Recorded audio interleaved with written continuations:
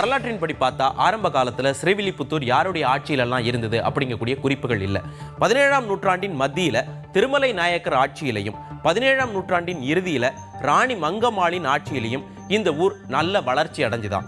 கிபி 1751 1756 வரைக்கும் ஸ்ரீவில்லிபுத்தூரை நெற்கட்டும் செவல் பாளையக்காரர் பூலித்தேவர் ஆட்சி செஞ்சிருக்காரு. அதற்கப்புறம் இது கோட்டை பெரியசாமி தேவர் என்பவரால் ஆட்சி செய்யப்பட்டதாம். அடுத்ததாக மதுரையை ஆண்ட முகமது யூசுப் கான் என்ற மருதநாயகத்தின் கீழ் ஸ்ரீவில்லிபுத்தூர் வந்ததாக வரலாற்று செய்திகள் சொல்லுது. நான் இப்போ ஸ்ரீவில்லிபுத்தூரில் இருக்கக்கூடிய கோட்டை தலைவாசல் தெருவில் இருக்கேன். இந்த இடம் வரலாற்று முக்கியத்துவம் வாய்ந்த இடம். இந்த பகுதிகளில் இப்போ வீடுகள் தான் நிறைஞ்சிருக்கு, எந்த கோட்டையும் இல்லை. ஆனால் ஒரு காலகட்டத்தில் இந்த இடத்துல கோட்டை இருந்துதான். இங்கே தான் பூலித்தேவருக்கும் மருதநாயகத்துக்கும் போர் நடந்ததாக சொல்கிறாங்க. ஒரு காலகட்டத்தில் ஆங்கிலேய கிழக்கிந்திய கம்பெனிக்கு விசுவாசமாக மருதநாயகம் இருந்திருக்கிறாரு. அப்போ வரி கொடுக்காத பாளையக்காரர்களை மிரட்ட அவங்க மீது போர் தொடுப்பதற்கு மருதநாயகத்தை தான் ஆங்கிலேய கிழக்கிந்திய கம்பெனி பயன்படுத்தியிருக்கு. கிபி 1756 பூலித்தேவர் வரி கொடுக்க மறுக்கும் பொழுது அவர் மீது மருதநாயகம் இங்கு போர் தொடுத்திருக்கிறாரு. அப்போ இங்கே இருந்த கோட்டையை கைப்பற்றி அதை அழிச்சிருக்கிறாரு. ஒரு காலகட்டம் வரைக்கும் இங்கே சிதிலமடைஞ்ச கோட்டை இருந்துதான். இப்போ எதுவுமே இல்லை. இப்போ கோட்டை தலைவாசல் அப்படிங்கக்கூடிய பேர் மட்டும்தான் இங்கே தங்கி நிற்குது.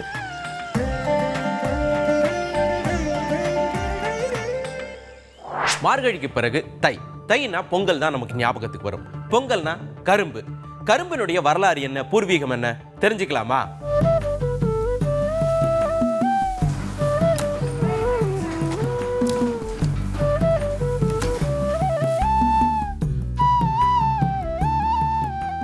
கரும்பு ஒரு புல் வகை தாவரம். இது கிராமினம் அப்படிங்கக்கூடிய தாவர வகையை சேர்ந்தது. நெல் மாதிரியே இந்த கரும்பும் நன்சை பயிர். இதை வெப்பமண்டல பயிர் அப்படின்னு சொல்லலாம். வண்டல் மண், கரிசல் மண் இருக்கக்கூடிய பகுதிகளில் இந்த கரும்பு செழித்து வளரும். இதுக்கு தண்ணி அதிகமாக வேணும். இதனுடைய உயரம் அப்படின்னு பார்த்தீங்கன்னா கரும்பினுடைய வகைக்கு தகுந்தாற் போல் 6 அடியிலிருந்து 19 அடி வரைக்கும் இந்த கரும்பு வளருமா. உலகத்தில் இருக்கக்கூடிய முக்கியமான பணப்பயிர்களில் இந்த கரும்பும் ஒன்று. உலகத்தில் சுமார் 90க்கும் மேற்பட்ட நாடுகளில் 20 மில்லியன் ஹெக்டேர் பரப்பளவில் இந்த கரும்பானது பயிரிடப்படுது. சரி, இந்த கரும்பினுடைய பூர்வீகம் என்ன, வரலாறு என்ன, இதெல்லாம் தெரிஞ்சுக்கணும் இல்லையா? அதுக்கு முன்னாடி நாம் ஒரு உணவை ருசி பார்த்துட்டு வந்துடலாமா? என் கூட இருக்கிறது ஸ்ரீவில்லிபுத்தூரை சேர்ந்த மஞ்சுளா சிவசக்தி ராஜா. வணக்கம்மா. இன்னைக்கு என்ன செய்ய போகிறீங்க? வெல்லம் பால் கொழுக்கட்டை. வெல்லம் பால் கொழுக்கட்டை செய்ய போகிறீங்க. அதுக்கு தேவையானது என்னெல்லாம்? புழுங்கரிசி 1 கப்பு, வெல்லம் 1 கப்பு, 1/4 கப்பு தேங்காய் துருவல், நெய் தேவையான அளவு, ஏலக்காய் பொடி தேவையான அளவு, பால் 2 கப்பு, கொஞ்சம் எண்ணெய். ஓகே. இப்போ புழுங்கல் அரிசியை நீங்கள் என்ன பண்ணி வச்சுருக்கீங்க? ஊற வச்சு வடிகட்டி வச்சுருக்கேன். எவ்வளோ நேரம் ஊற வச்சிங்க? அது 1 மணி நேரம் 1.5 மணி நேரம். 1.5 மணி நேரம் நல்லா ஊற வச்சுட்டு தண்ணியை வடித்து வச்சுருக்கீங்க. இதை என்ன பண்ணுவீங்க? முதல்ல மிக்சியில் தண்ணி ஊற்றி லைட்டாக கொஞ்சம் உப்பு போட்டு அரைச்சிடணும். அரைச்சி மாவு பதத்தில் இருக்கணும். என்ன மாதிரி இருக்கணும்? கரகரன்னு இருக்கணுமா? இட்லி பதம் நைஸாக இருக்கணும். நைஸாக இருக்கணும். இட்லி மாவு மாதிரி ஆக்கிடணும். ஓகே, மிக்ஸியில் போட்டு அரைச்சிடலாமா? மொத்தத்தையும் போட்டுட்டுமா? மொத்தம்.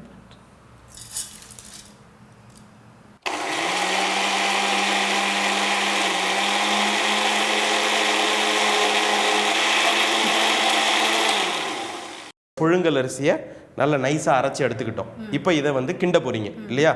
முதல்ல அடுப்பை பற்ற வச்சிடலாம். எண்ணெய் கொஞ்சமாக விடும் இல்லையா? நாங்கள் எண்ணெய் இதை ஊற்றிடலாமா? அப்படியே ஊற்றிடலாம்.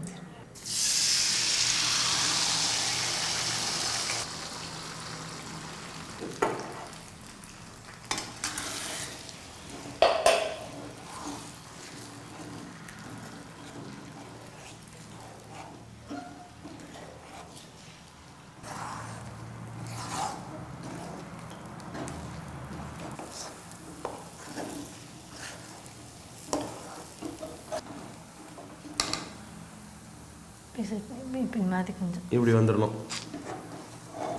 சின்ன சின்ன உருண்டையா. ஓகே, இந்த பதம் ஓகே இல்லையா? நம்ம இப்போ அடுப்பை ஆஃப் பண்ணிடலாம். அடுப்பு அணைச்சிட்டுமா? இப்போ கொஞ்சம் சூடு ஆறட்டுமா? அதுக்குள்ளே நம்ம ஏதாவது பண்ணணுமா? வெல்லம் பாகு காய்ச்சிக்கலாம் இல்லையா? சரி, இப்போ நம்ம வெல்லம் பாகு காய்ச்சி போகிறோம்.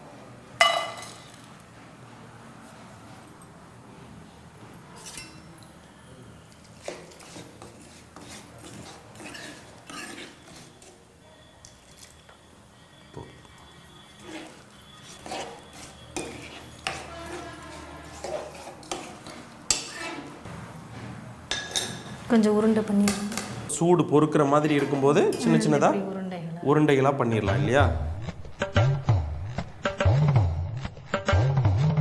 இப்போ நம்ம ஒரு பக்கத்தில் மாவை சின்ன சின்ன உருண்டையாக கொழுக்கட்டையாக உருட்டி வச்சுட்டோம். அந்த பக்கத்தில் வெல்லம் பாகு காய்ச்சியாச்சு. இப்போ நம்ம வடிகட்டணும் அதை. இப்போ பால் கொதிக்க வைக்க போகிறோம் இல்லையா? அடுப்பு பற்ற வைக்கலாம். இதில் முதல்ல 2 கப்பு பால், 2 கப்பு தண்ணி.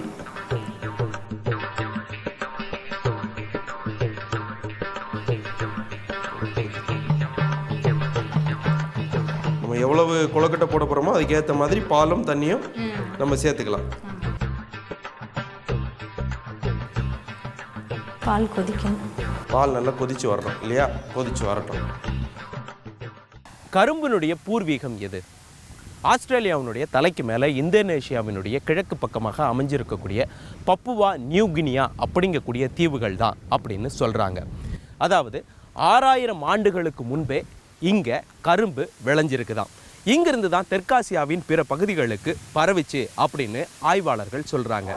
இப்போ பால் நல்லா கொதி வந்த பிறகு நம்ம உருட்டி வச்சிருக்கக்கூடிய உருண்டைகளை கொஞ்சம் கொஞ்சமாக போடணும்.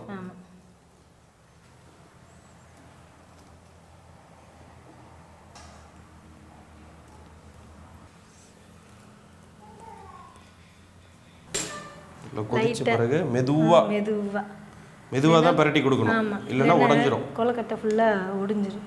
இந்த பால்லையே வேக வைக்கணும் இல்லையா? இப்போ வெந்துருச்சானே லேசாக அமுக்கி பார்த்தா தெரிஞ்சிடும். இன்னும் கொஞ்சம் வேகணும். அமுக்கி பார்க்கும்போது எப்படி இருக்கணும் அந்த பதம்? டக்குன்னு இப்போ நமக்கு ஒன்று டக்குன்னு விரிஞ்சதில்ல, டக்குன்னு விரியக்கூடாது. இந்த கொழுக்கட்டை அப்படியே இருக்கணும், முழுசாக இருக்கணும். ஓகே.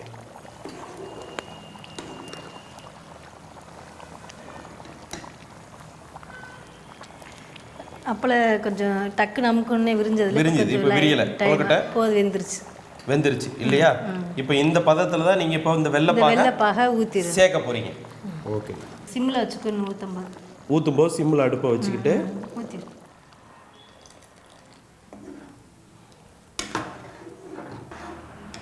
ஏலக்காய் பவுடர், ஏலக்காய் பொடி இந்த இருக்கு, கொஞ்சமா ஏலக்காய் பொடி வாசனைக்காக.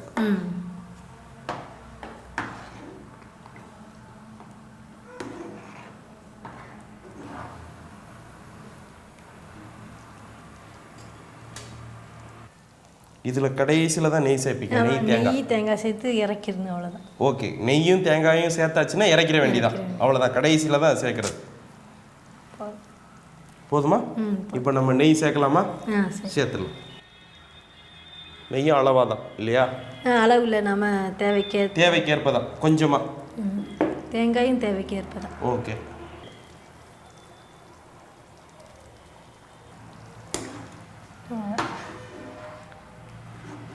இப்போ நம்மளுக்கு வெல்லம் பால் கொழுக்கட்டை ரெடி ஆயிடுச்சு.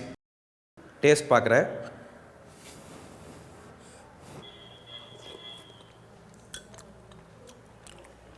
வா, உண்மையிலே அற்புதமாக இருக்குது.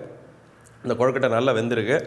அதோட இந்த தேங்காய் வெல்லம் எல்லாம் சேர்ந்து பிரமாதமாக இருக்குது. வெள்ளை பால் கொழுக்கட்டை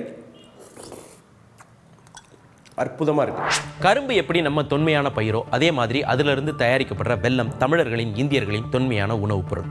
சுமார் 2500 ஆண்டுகளுக்கு முற்பட்ட இந்திய ஆயுர்வேத மருத்துவ நூலான சுஸ்ருத சம்ஹிதத்தில் வெல்லத்திற்கு வாதம் மற்றும் செரிமான நோய்களை குணப்படுத்தும் தன்மை இருக்கு அப்படின்னு எழுதப்பட்டிருக்கு. கிமு 4ஆம் நூற்றாண்டில் எழுதப்பட்ட சாணக்கியரின் அர்த்த சாஸ்திரமும் கரும்பு சாறிலிருந்து தயாரிக்கப்பட்ட பொருட்களை பட்டியலிட்டிருக்குது.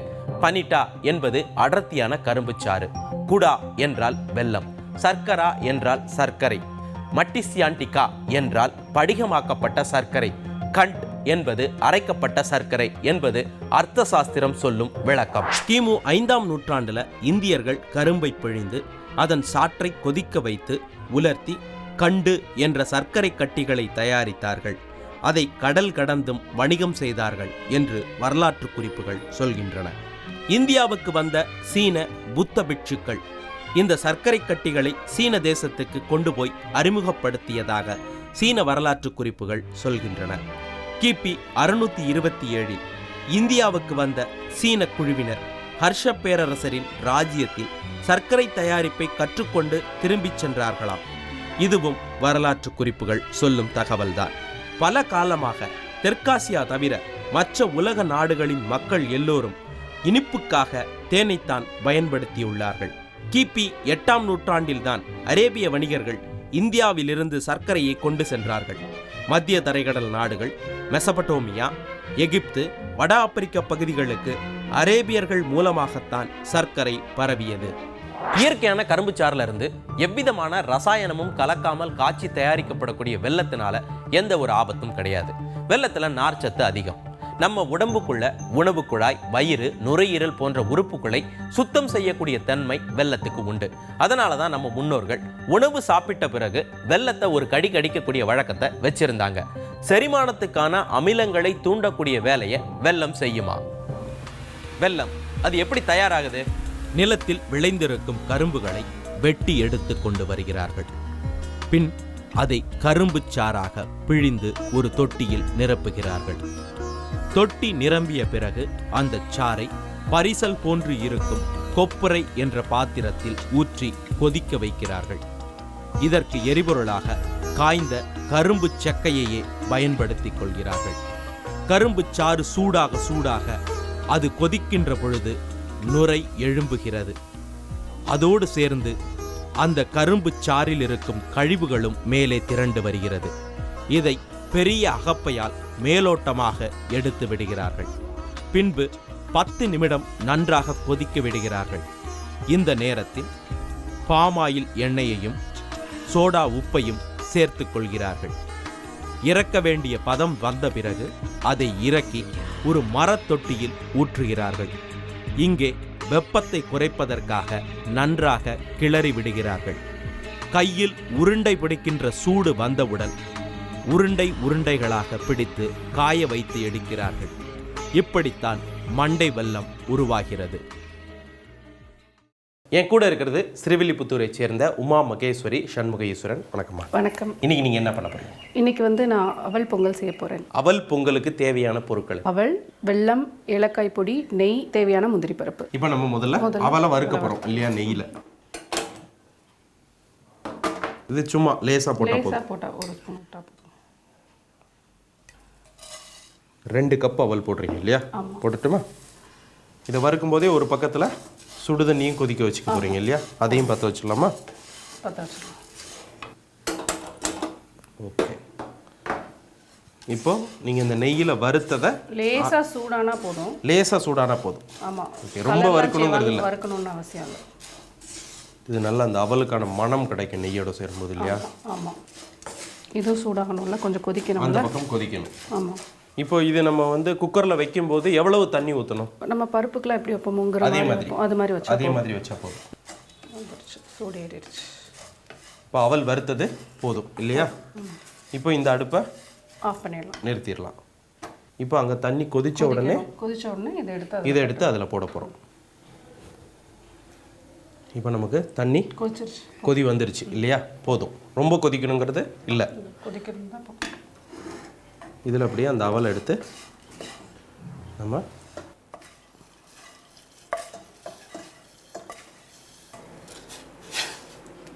ஒரு 5 நிமிஷம் ஊறினதுக்கு குக்கரில் வேக வச்சு இறக்கிடணும்.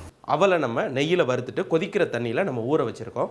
இப்போ அந்த அவல் ஒரு 5 நிமிஷம் ஊறணும். இதுக்கப்புறம் தான் அடுத்த ப்ராசஸை நம்ம செய்ய முடியும். ஒரு 5 நிமிஷம் நம்ம வெயிட் பண்ணலாம். கடந்த 7 நூற்றாண்டுகளில் உலகின் வரலாற்றை புரட்டி போட்ட பொருட்கள் 3. 1 மிளகு, அடுத்தது கரும்பு, 3வது பட்டு. உலகின் அடிமை வாணிபத்தை உச்சம் பெறச் செய்த பொருள் அப்படின்னா கரும்பும் அதன் மூலம் கிடைத்த சர்க்கரையும் தான். இனிமையான சர்க்கரைக்கு பின்னால பெரும் கசப்பான வரலாறு இருக்கு.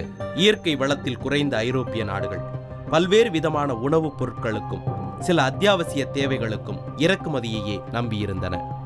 11ஆம் நூற்றாண்டின் இறுதியில் ஐரோப்பாவில் கரும்பின் சர்க்கரை அறிமுகமாகி இருந்தது. குறைந்த அளவில் இறக்குமதி செய்யப்பட்ட சர்க்கரை பணக்காரர்களுக்கான காஸ்ட்லி பொருளாக இருந்தது. அதற்கு அரசு விதித்த வரியும் அதிகம். கிபி 1319 வரலாற்று குறிப்புகளின்படி 1 பவுண்ட் சர்க்கரை 2 ஷில்லிங். இன்றைய மதிப்புப்படி 1 கிலோ சர்க்கரை சுமார் 100 அமெரிக்க டாலர்கள். அதனால்தான் பிரிட்டிஷார்கள் சர்க்கரைக்கு ஒயிட் கோல்ட் என்று செல்ல பெயர் வைத்து அழைத்தார்கள். வெப்பமண்டல பயிரான கரும்பு விளையும் சூழல் ஐரோப்பாவில் இல்லை. ஆகவே ஐரோப்பியர்கள் சர்க்கரைக்காக ஏங்கி தவித்தார்கள். இந்தியாவில் கரும்பு உற்பத்தியும் அதிகம், சர்க்கரைக்கும் பஞ்சம் இல்லை. ஆனால் அந்த சமயத்தில் சிக்கல் வேற மாதிரி இருந்தது. மத்திய கிழக்கு நாடுகளும் பிற இஸ்லாமிய அரசுகளும் ஐரோப்பிய நாடுகளை எதிர்த்து நின்றுச்சு. சிலுவை போர்களால ஐரோப்பிய நாடுகளும் இஸ்லாமிய அரசுகளும் ஒருவருக்கொருவர் முறைச்சிக்கிட்டு இருந்தாங்க. ஆக இந்தியாவுக்கு செல்லக்கூடிய புது கடல் வழியை கண்டுபிடிக்கும் தேவையில ஐரோப்பிய நாடுகள் இருந்துச்சு. கிபி 1492 ஸ்பெயின் சார்பாக கொலம்பஸ் இந்தியாவை வந்தடைவதற்கான புதிய கடல் வழியை கண்டுபிடிக்க கிளம்பினார். வழி தவறி போய் அமெரிக்க கண்டத்திற்கு அருகிலுள்ள கரிபியன் தீவுகளில் காலடி எடுத்து வைத்தார். அங்கு கரும்பு விளைச்சல் அதிகம். ஆக கொலம்பஸ் மூலமாக ஸ்பெயின் கரும்புக்கான ஒரு நிலப்பரப்பை கண்டுபிடித்தது. கரும்பை ஐரோப்பிய கண்டத்துக்கு எடுத்துட்டு போய் விளைவிக்கிறதுக்கு அதற்குரிய சீதோஷ்ண நிலை தேவை. தவிர உடல் உழைப்பும் அதிகமாக தேவைப்பட்டுச்சு. ஐரோப்பியர்கள் அந்த அளவுக்கு தங்களுடைய உடலை வருத்திக்க தயாராக இல்லை. ஆனா அவங்களுக்கு சர்க்கரை மட்டும் அதிகமாக தேவைப்பட்டுச்சு. இந்த சூழ்நிலை தான் அந்த கொடூரமான யோசனையை உதிக்க செய்தது. ஐரோப்பிய கப்பல்கள் தாங்கள் ஏற்கனவே காலனி அமைத்திருந்த ஆப்பிரிக்காவின் கிழக்கு பகுதிக்கு சென்றன. அங்கிருந்த ஆப்பிரிக்க தலைவர்களிடம் பேரம் பேசி ஆப்பிரிக்க கருப்பின மக்களை அடிமைகளாக வாங்கினார்கள். கப்பல்களில் ஏற்றி கரிபியன் தீவுகளுக்கும் தென் அமெரிக்க மத்திய அமெரிக்க பகுதிகளுக்கும் கொண்டு சென்றனர். ஐரோப்பிய முதலாளிகள் கரிபியன் தீவுகளுக்கு படையெடுத்தார்கள். நிலம் இலவசம், அடிமை தொழிலாளிகள், மிரட்டி வேலை வாங்கினால் மட்டும் போதும். கரும்பும் புகையிலையும் பருத்தியும் விளைவித்தனர். கொழுத்த அறுவடை, கொள்ளை லாபம். கரிபியன் தீவுகள்ல ஐரோப்பிய கண்டத்தின் சர்க்கரை தேவையை பூர்த்தி செய்வதற்காக ஆப்பிரிக்க அடிமைகள் கரும்பு தோட்டத்துல ரத்தத்தையும் வேர்வையும் சிந்தி வேலை செய்ய ஆரம்பிச்சாங்க. ஒரு நாளைக்கு ஒரு அடிமை பல டன் கரும்பு வெட்டணும் அப்படின்னு கட்டளையிடப்பட்டது. அவங்களுக்கு கொடுக்கப்படக்கூடிய உணவும் குறைவாகத்தான் இருந்தது. சம்பளம் எல்லாம் கிடையாது. அசதியில கொஞ்ச நேரம் கூடுதலா தூங்கிக்கிறதுக்கு கூட அவங்களுக்கு அனுமதி இல்லை. வார்த்தைகளால விவரிக்க முடியாத கொடுமை அங்க நடந்திருக்கு. இத வரலாற்றுல ட்ரையாங்குலர் ட்ரேட் அப்படின்னு சொல்றாங்க. Triangular trade.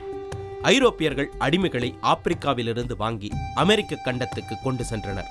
அங்கே கரும்பு, புகையிலை, பருத்தி விளைவித்து ஐரோப்பிய கண்டத்துக்கு எடுத்துச் சென்றனர்.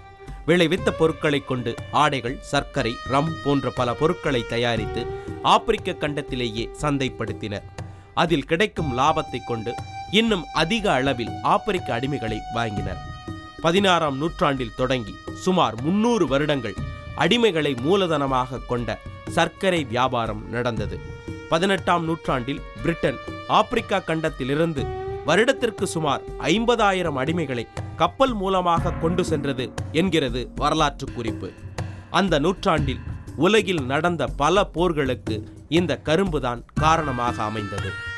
நம்ம அவலை ஊற வச்சு 5 நிமிஷம் ஆயிடுச்சு இல்லையா? இப்போ அடுத்தது நம்ம என்ன பண்ண போறோம்? குக்கர்ல இதை வந்து இன்னும் குக்கர்ல மாத்த போறோம். குக்கர்ல மாத்தி இதை வேக வைக்கணும். வேக வைக்க போறோம்.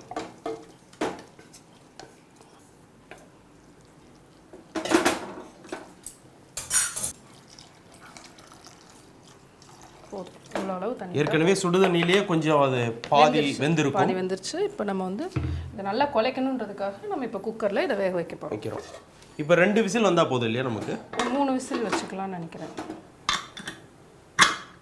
இப்போ நம்மளுக்கு விசில் வரணும் இல்லையா? இதுக்கு நடுவில் நம்ம என்ன பண்ண போகிறோம்? இதுக்கு நடுவில் நம்ம வந்து வெள்ளை பாகு காய்ச்சிக்க போகிறோம் இல்லையா? இது வந்து கம்பி பதம். முதல்ல ஒரு வாட்டி பாகை எடுத்து வடிகட்டிடணும். ஏன்னா அதில் இருக்க கல் மண்ணெல்லாம் நம்ம நீக்கிட்டு அதுக்கப்புறம் திருப்பி அதை வந்து திரும்ப 2வது தடவை கொஞ்சம் கெட்டியாக அந்த கம்பி பதம் வர மாதிரி காய்ச்சணும். சரி, நீங்கள் இப்போ முதல்ல வெல்லம் போட போகிறீங்க. ஓகே, நம்ம எடுத்துருக்கிறதுக்கு இந்த அளவு வெல்லம் எடுத்துக்கிறோம். 2 கப் போட்டுடலாமா?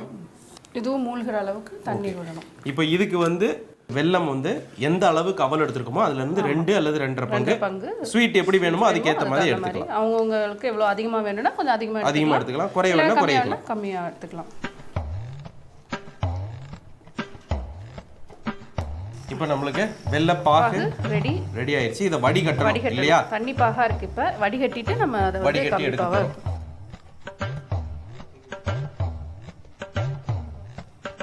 வெல்லத்தை தண்ணி பாக எடுத்து வச்சிருக்கோம்.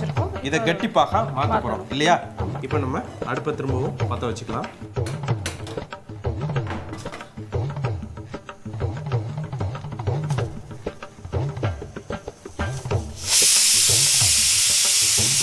இப்போ நம்மளுக்கு ஒரு பக்கத்தில் விசிலும் வந்துருச்சு. இன்னும் ஒரு விசில் வந்தோடனே அணைச்சிடலாமா? ஓகே. அந்த பக்கத்தில் ப்ரெஷர் அடங்கிறதுக்குள்ள இங்கே வந்து கெட்டிப்பாக ரெடி ஆகிடும் இல்லையா? கம்பி பதத்துக்கு வரும். இது எடுக்கணும். நல்லா கொதிச்சு வத்தணும் இல்லையா? விழக்கூடாது.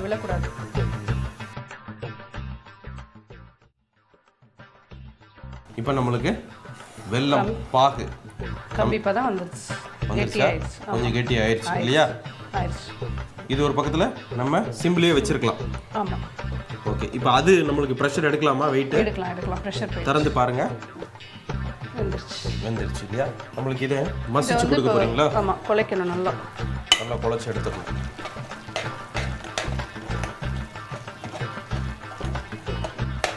இப்போ இந்த வெள்ளைப்பாக நம்ம அதில் சேர்க்கணும். திரும்ப நம்ம அதுக்கு அடுப்பு பற்ற வைக்கணுமா? இல்லை, வேண்டாம்.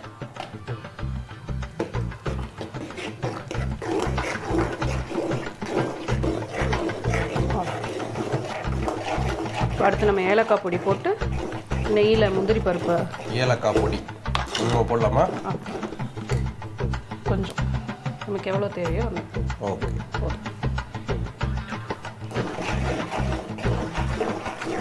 இப்போ முந்திரி பருப்பு வறுத்துடலாமா? வறுத்துடலாம்.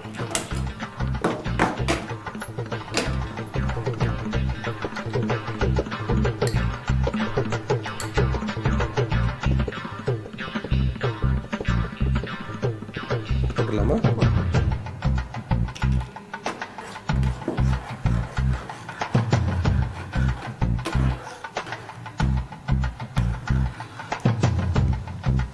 அனுப்பிச்சிடலாம். இப்போ இதில் வந்து தாளிச்சதை வச்சு அவல் பொங்கல் ரெடி. உமா மகேஸ்வரி சண்முகேஸ்வரன் கைவண்ணத்தில் அவல் பொங்கல் ரெடி ஆயிடுச்சு. டேஸ்ட் பார்க்குறேன். பிரமாதமாக இருக்குது. அவல் நல்ல குழஞ்சிருக்கு. வெல்லமும் அந்த தித்திப்பு அளவாக இருக்குது. ஒரு சக்கரை பொங்கல் டேஸ்ட்டில் இருக்குது இல்லையா? உண்மையிலே இந்த அவல் பொங்கல் அற்புதமாக இருக்குது. தமிழ்நாட்டில் வெள்ளை சர்க்கரையை சீனி, சர்க்கரை, அஸ்கா அப்படின்னு பல பெயரில் அழைக்கிறோம். இதனுடைய வரலாறு என்ன? இந்த வெள்ளை சர்க்கரையை குறிக்கக்கூடிய ஹிந்தி வார்த்தை சீனி. இதுதான் பேச்சு வழக்கில் அப்படியே நம்மக்கிட்ட ஒட்டிக்குச்சு. அஸ்கா அசிகாவினுடைய மூலம் என்ன? ஆசியாவில் முதலாக தொடங்கப்பட்ட சர்க்கரை தொழிற்சாலையின் பெயர் அஸ்கா. கிபி 1824 ஒரிசாவில் அசிகா என்ற நகரத்தில் மினிச்சின் சாஹிப் என்பவரால் ஆரம்பிக்கப்பட்டது. இதே தொழிற்சாலை 1948 பின்னி அன்கோவால the Aska sugar works and distillery limited என்ற பெயர்ல மெட்ராஸ்ல தொடங்கப்பட்டது. இதன் விளைவாகத்தான் தமிழக மக்கள் மத்தியில அஸ்கா என்ற பெயர் ஒட்டி கொண்டது. சுவாரஸ்யமான தகவல்ல மீண்டும் மற்றொரு நிகழ்ச்சியில் வேறொரு உணவோடும் வரலாறோடும் உங்களை சந்திக்கின்றேன். பாய்.